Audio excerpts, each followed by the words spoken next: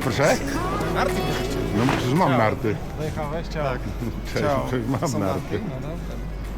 Drugiej w narty. Dzień dobry. Witam Was na lotnisku w Gdańsku. Tu zaczyna się moja najbliższych dni kilku przygoda, czyli lot z Gdańska do Popradu, a potem wizyta w ośrodkach narciarskich w Wysokich Tatrach i w Niskich Tatrach, czyli będzie Tatrzańska Łomnica, będzie Smokowiec, będzie Szczyryckie Pleso i będzie oczywiście Chopok Jasna.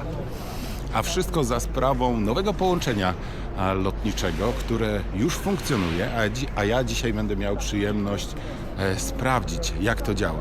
Specjalnie wczoraj pokonałem całą Polskę z Bielska-Białej, z południa Polski przyjechałem do Gdańska, aby przygotować dla Was ten materiał dedykowany przede wszystkim osobom mieszkającym na północy, w okolicach Trójmiasta, na Pomorzu, na Warmii, Mazurach, które mają blisko do Gdańska, blisko na ten samolot i dzięki temu połączeniu blisko w Tatry. Serdecznie zapraszam do oglądania.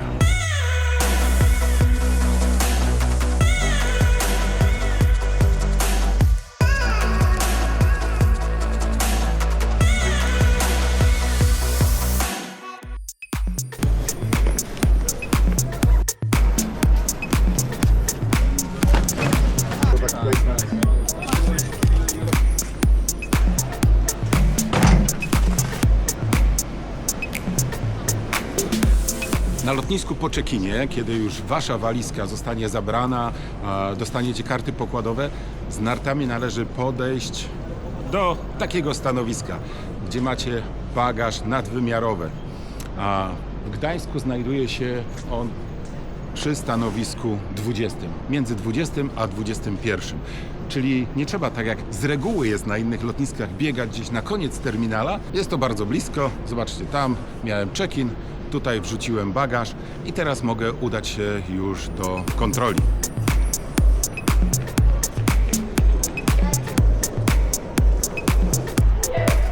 Dzień dobry.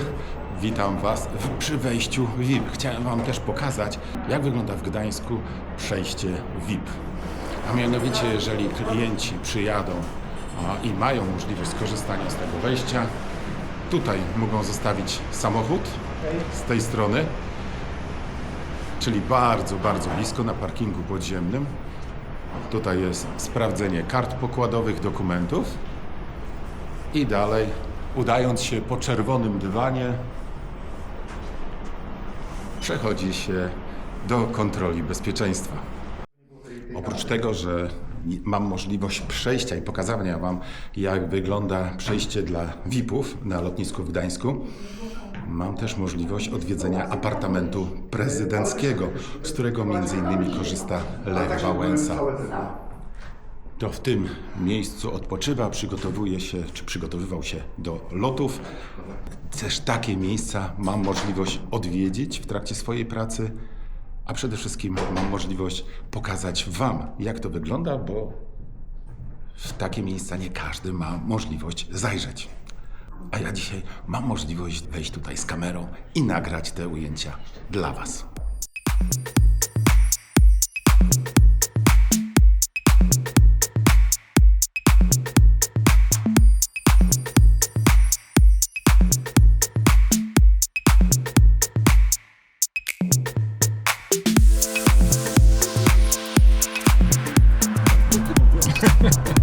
Dzień dobry!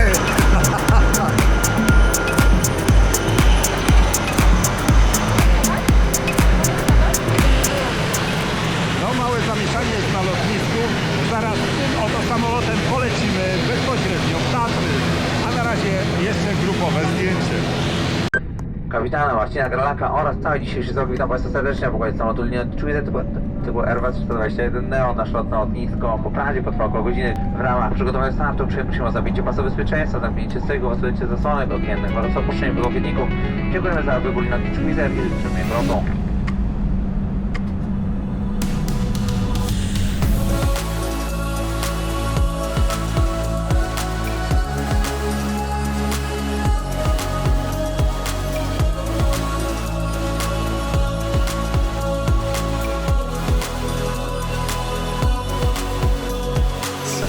witamy na lotnisku w Pobradzie, jest godzina 10 minut po południu czasu lokalnego.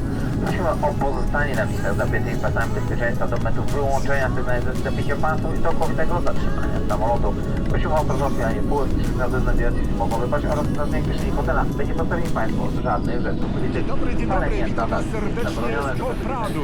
Dokładnie 60 minut zabrało przemieszczenie się z lotniska w Gdańsku do Popradu, do serca Słowacji pod wysokie Tatry. Tatry delikatnie, chociaż nie widać tam coś. Troszeczkę nam się pokazały przy lądowaniu. To najszybsza możliwość, aby z północy Polski dostać się na Słowację. Nowe połączenie. Jestem bardzo ciekawy, jak Wam się podoba. Napiszcie proszę w komentarzach, co o tego typu połączeniach myślicie. Niedawno pokazywałem Wam lot bezpośrednio w Dolomity, a dzisiaj bezpośrednio w Tatry. Świetnie, że są takie połączenia, bo być może nie dla każdego, bo pewnie zaraz będą pytania, a czemu nie z południa Polski? Bo z południa Polski jest bardzo blisko. Natomiast z północy Polski już to parę godzin ładnych zajmuje. A tak w 60 minut z Gdańska do Popradu. Idziemy szukać narty. Idziemy szukać nart. Lotnisko w Popradzie jest bardzo kameralne i wysiądziecie z samolotu, a wasze walizki już tutaj czekają. Moje narty też. Było je widać. Zabieramy.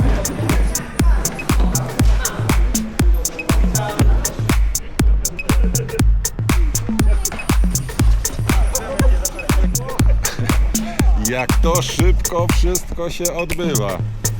Jeszcze przed chwilą byłem na lotnisku, a już jestem w Starym Smokowcu.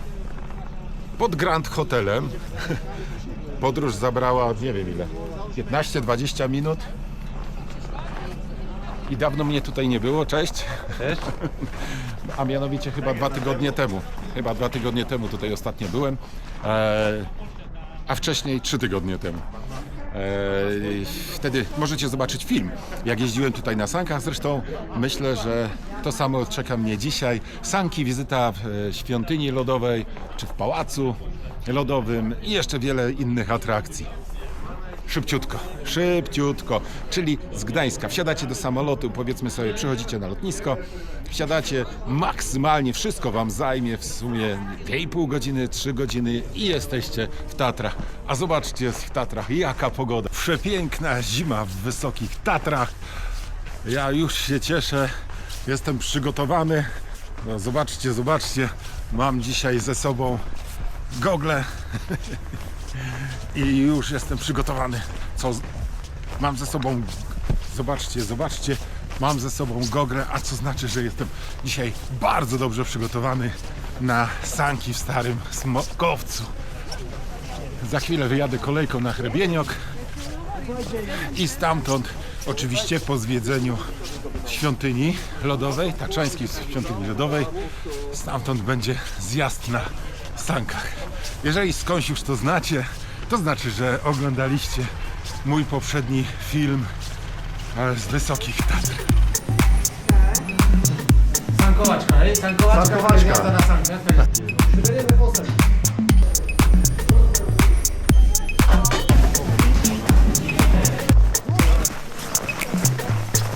Tatrzańska świątynia lodowa.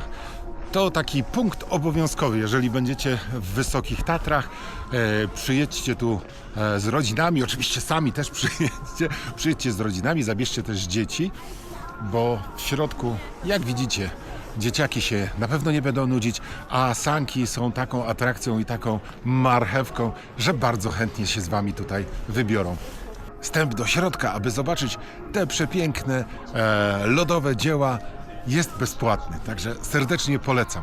No cóż, świątynia odwiedzona, sanki przygotowane. Jeszcze taka ważna informacja. Te są najszybsze, bo tutaj można różne dostać czy wypożyczyć. Są drewniane, są takie drewniane z metalowymi końcami, ale całe metalowe są najszybsze. Więc jeżeli lubicie prędkość, to Hrebieniok na Was czeka. Jestem już przygotowany dzisiaj w goglach. O, Łomnica gdzieś tam z tyłu jeszcze. Jeszcze jej dokładnie nie widać, ale jutro ją zobaczymy z bliska. Na razie trzeba troszkę się, albo najlepiej przejść, bo tu jest płasko, a za chwilę będzie ogień.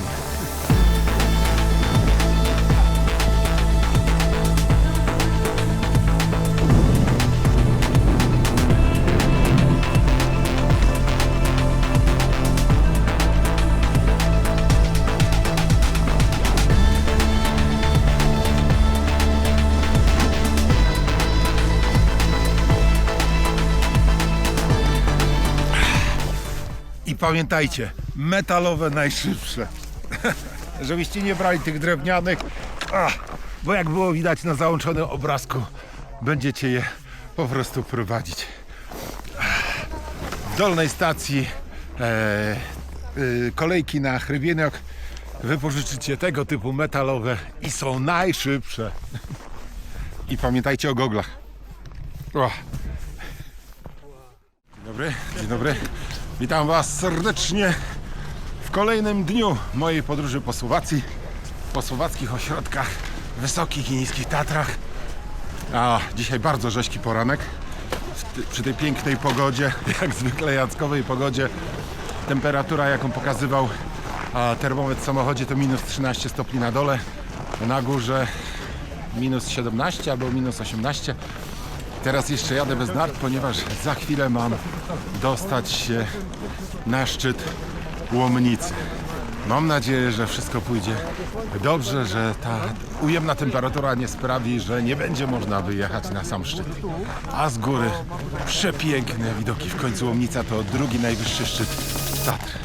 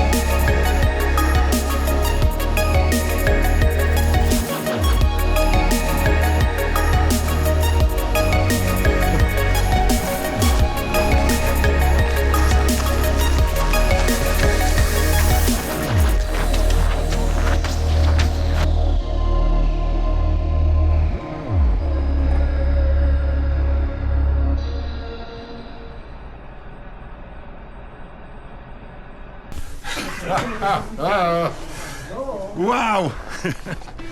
Wow! Wow! Wow! No. I co? Pokazać Wam? Pokazać Wam, co jest przede mną, a właściwie pode mną? Wow!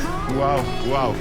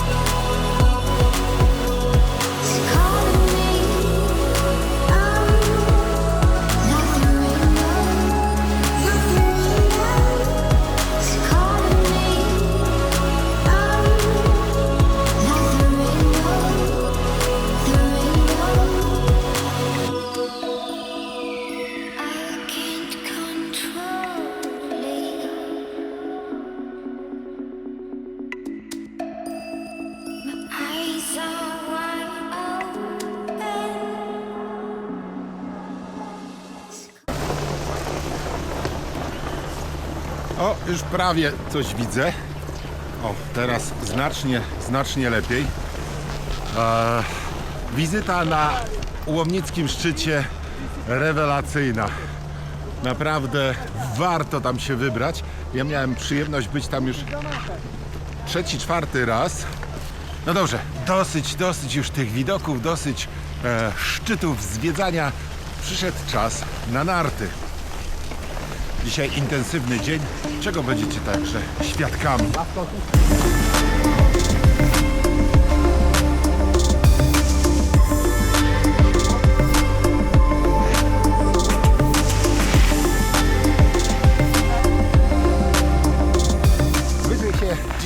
nie da wyjechać. Kanapa, która dwuosobowa, taka stara, która wyjeżdża na najwyższe miejsce, najwyższy punkt, dokąd można w Tatrach wyjechać wyciągami, niestety już powyżej 2000. Niestety dzisiaj jest nieczynna ze względu na to, że śniegu jeszcze jest za mało. Czarna trasa, która znajduje się za mną, nie ma naśnieżania, tu jest Park Narodowy i niestety trzeba czekać na naturalne opady śniegu, które mimo, że za mną jest tak wspaniały widok, nie są wystarczające, żeby uruchomić trasę. Dzisiaj jeździł tam Ratrak, ale tego śniegu jest jeszcze za mało. Na to trzeba jeszcze troszeczkę poczekać. Natomiast Skalnate Pleso zostało otwarte wczoraj. Więc mam dzisiaj przyjemność pojeździć. Nie są czynne wszystkie warianty zjazdów, ale ten wariant, który jest otwarty, zaraz Wam pokażę. Pogoda dopisuje, zrobiło się ciut cieplej, bo rano, kiedy wychodziłem z hotelu, było minus 10 stopni, na dole było minus 13 na parkingu, a na górze minus 18.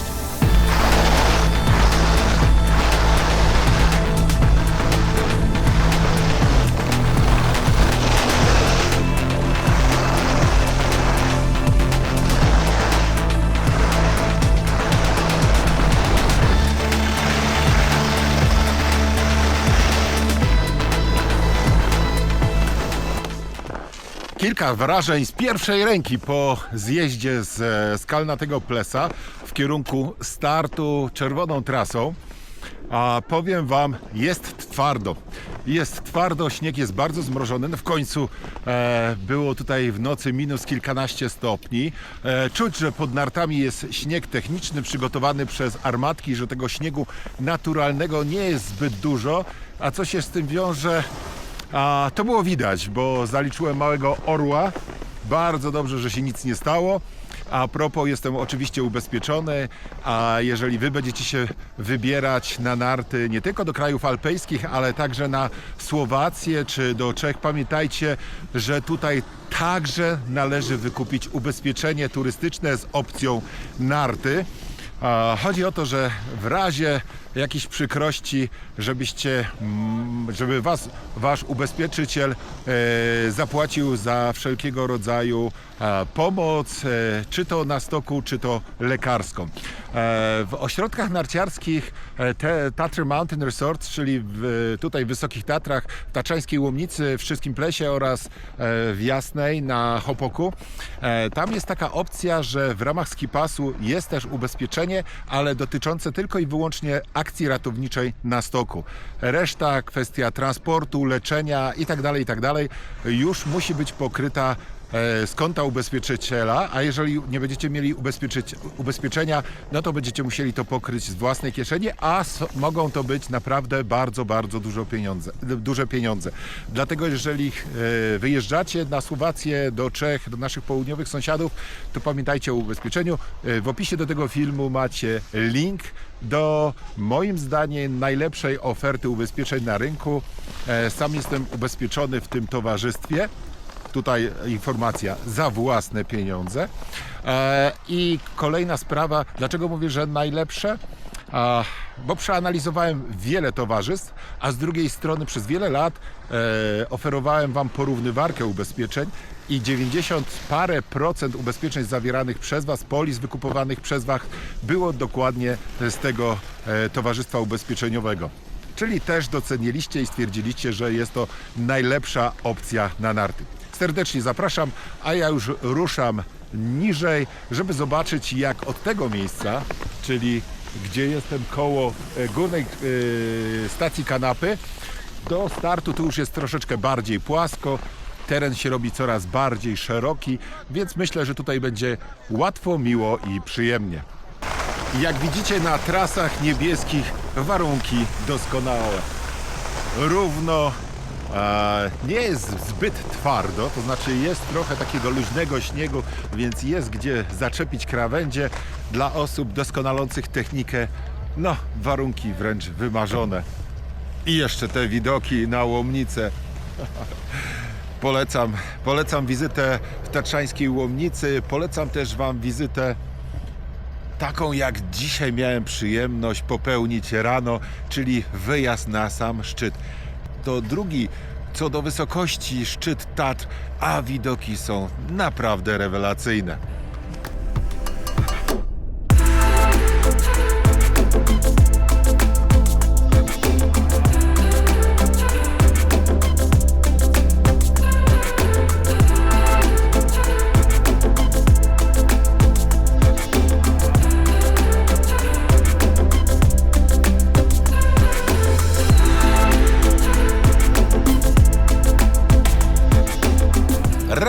Rachciach, chwila, moment i jestem już w Szczyrskim Plesie. To ten sam dzień. Była chwila na lunch w bardzo dobrej restauracji. Będziecie mieli na ekranie teraz wyświetloną nazwę plus adres strony internetowej. Naprawdę gorąco polecam, bo haluszki, brędzowe haluszki, pierogi z brędzą, rewelacja, zupa grzybowa, a 3 rodzaje mięsa na gorących kamieniach, pychotka. Także to Wam polecam na lunch w Tatrzańskiej Łomnicy.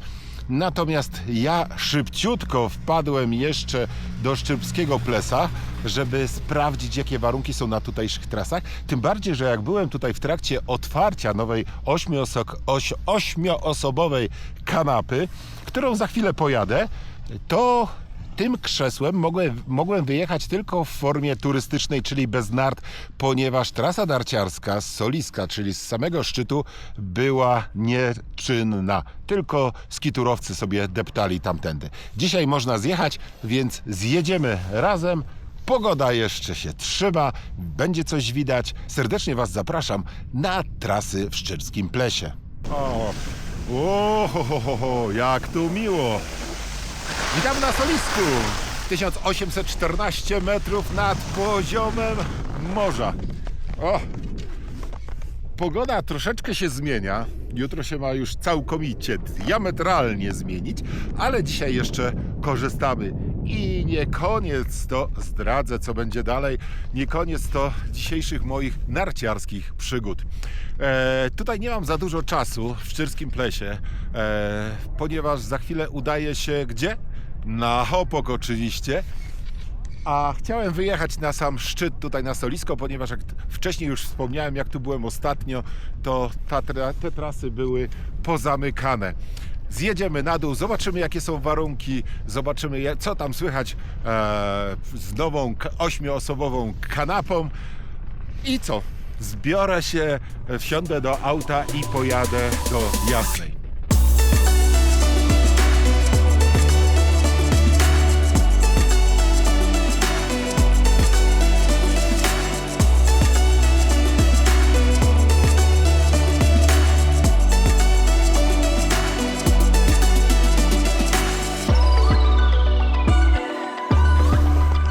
Warunki na trasie dobre, nawet ze skłonnością do bardzo dobrych. Takiej w skali Petardinio bym powiedział gdzieś 7. Specjalnych odsypów nie ma, trochę jest luźnego śniegu. Jak widzicie, ruch jest niespecjalny.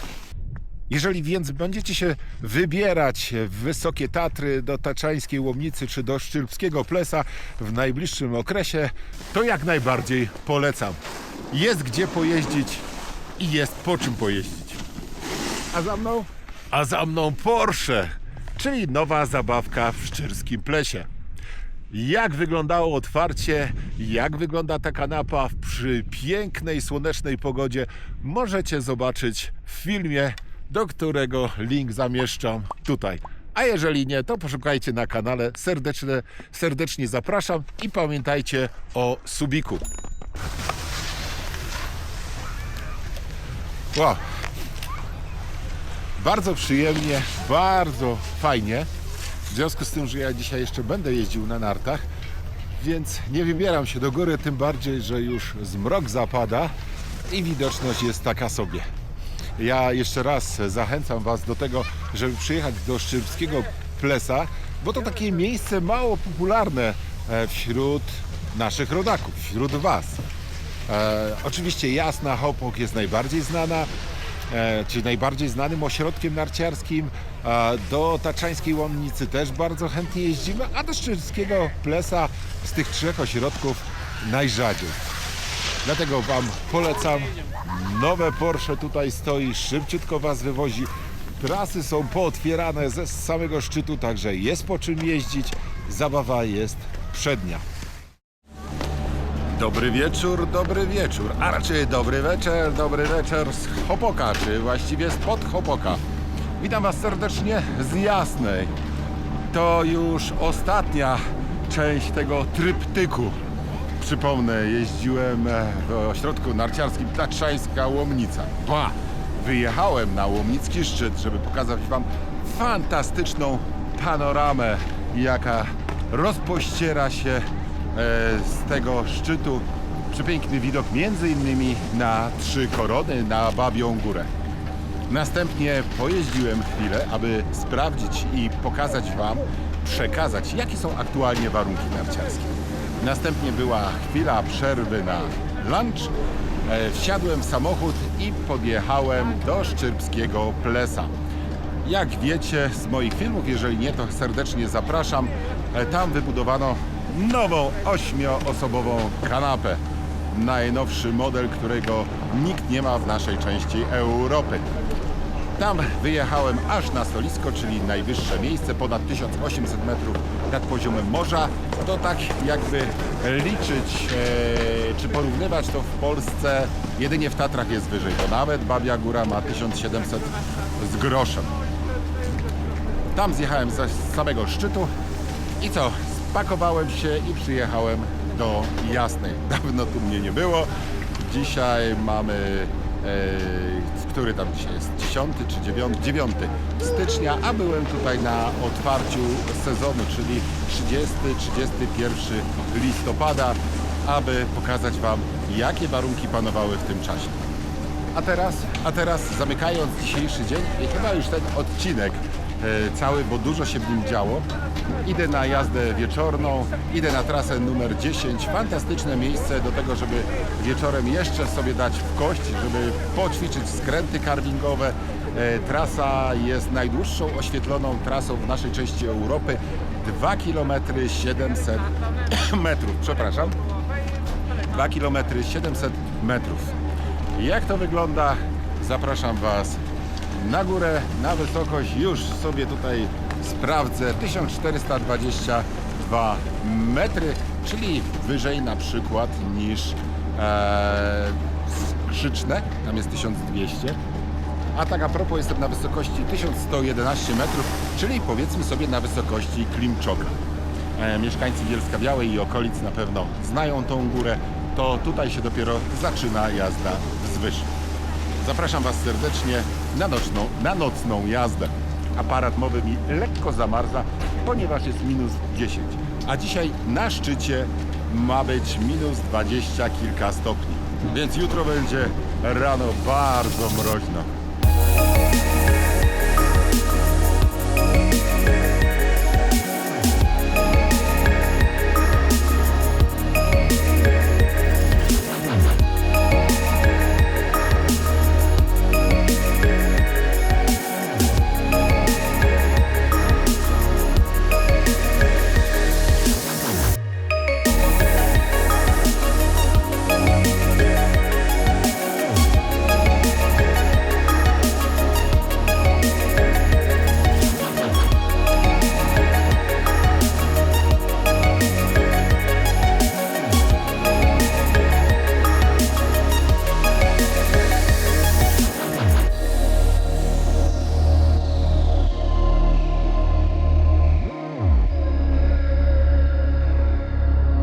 Powiem Wam, że w uznanej skali Petardinho warunki dzisiaj na stoku 9 na 10. Jest naprawdę rewelacyjnie. Super. Dlaczego nie ma 10? Mogłoby być ciut więcej naturalnego śniegu. Choć i tak jest tego bardzo dużo, to czuć pod nartami. Nie ma kompletnie lodu, nie ma żadnych odsypów dużych, nawet takich małych. Jeździ się rewelacyjnie. Trasy doskonale przygotowane przed jazdą wieczorną przez ratraki, które wbrew opinii kilku osób komentujących moje social media jeżdżą częściej niż raz w tygodniu w Jasnej. Długość trasy już Wam podałem, a teraz kilka informacji statystycznych. Być może kogoś to zainteresuje. Na przykład ile jest punktów oświetleniowych, jakiej wysokości są maszty, ile tych masztów jest. Zaraz wszystko Wam podam. Przypomnę, na trasie o długości 2700 metrów mamy 81 masztów, każdy o wysokości 12 metrów. W sumie zamontowanych jest 238 punktów świetnych. Jak wcześniej powiedziałem, trasa ma długość 2700 metrów i 311 metrów przewyższenia. Ile kosztuje przyjemność, ile kosztuje ski-pass na jazdę wieczorną, bo nie jest on zawarty w tradycyjnym dziennym ski-passie, trzeba go dokupić dodatkowo. Wszystko zależy od tego, gdzie kupicie, od miejsca zakupu. Jeżeli kupicie go online, jeżeli zakupicie ski-pass na jazdę wieczorną online, zapłacicie 27 euro. Jeżeli kupicie bezpośrednio w kasie, 31 euro. Pamiętajcie, w ośrodkach TMR warto kupować wszystko online i przede wszystkim warto kupować dużo wcześniej. Wtedy ceny są zdecydowanie lepsze. Jeszcze na koniec powiem, że jazda wieczorna odbywa się po ratrakowaniu między godzinami 18 a 21. Przyjemnej wieczornej jazdy w Jasnej.